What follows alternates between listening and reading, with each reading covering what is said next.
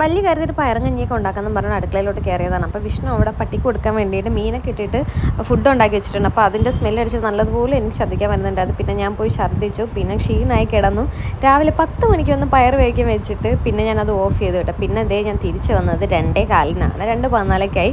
അപ്പോഴാണ് പയറൊക്കെ വേവിച്ചത്. പിന്നെ ഞാൻ വിചാരിച്ചു ചമ്മന്തിയും കൂടെ അരയ്ക്കണമല്ലോ. അപ്പോൾ ചമ്മന്തിക്ക് വേണ്ടിയിട്ട് ശകലം തേങ്ങ തിരുവായിരുന്നു വിചാരിച്ചു. കാരണം വിഷ്ണു ഉണ്ട്, വിഷ്ണുവിനെ കൊണ്ട് ചെയ്യിക്കാമെന്ന് വിചാരിച്ചാണ്. പക്ഷേ വിഷ്ണു ഇല്ലായിരുന്നു. അപ്പോൾ ദേ ഞാൻ ചമ്മന്തിയൊക്കെ ഉണ്ടാക്കിയിട്ടാ. അപ്പോഴത്തേക്ക് ദേ പയറുമായി. വിചാരിച്ചു എന്തായാലും ഇനി കഞ്ഞി കുടിക്കാം. അതിൻ്റെ ഇടയിൽ അമ്മയാണെങ്കിൽ കുറേ പാത്രം കഴുകാൻ വേണ്ടി അവിടെ എടുത്തിട്ടുണ്ടായിരുന്നു. അപ്പോൾ കഴുകണമെന്ന് പറഞ്ഞായിരുന്നു കേട്ടോ എൻ്റെ അടുത്ത്. പക്ഷേ എനിക്കിങ്ങനെ വയ്യാതെ കിടന്നുകൊണ്ട് ഞാനാണെങ്കിൽ കഴുകിയതുമില്ല. നിങ്ങൾക്ക് ബാക്കിലോട്ട് നോക്കുമ്പോൾ കാണാൻ പറ്റും.